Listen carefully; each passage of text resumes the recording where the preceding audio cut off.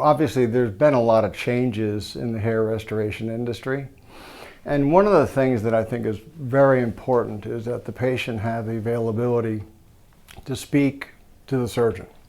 Initial patient contact is usually going to be with an educator. They're going to give them a tremendous amount of information. Then after that comes when they meet the surgeon. And I think that's imperative. I think every patient should have the opportunity, even if it's virtual, to be able to meet the surgeon, the person that's going to be working on them. So we make that a primary point to do that with each and every patient. And I think the reason for that is that the patient has to feel comfortable.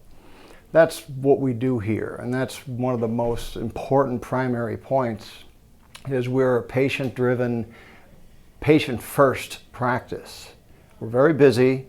We have a lot of inquiries, and those are the sort of things that make a difference, is when the patient knows that they have the ability to speak to the surgeon, see the surgeon's work, ask them questions personally, and that's what comes along with a patient-first approach.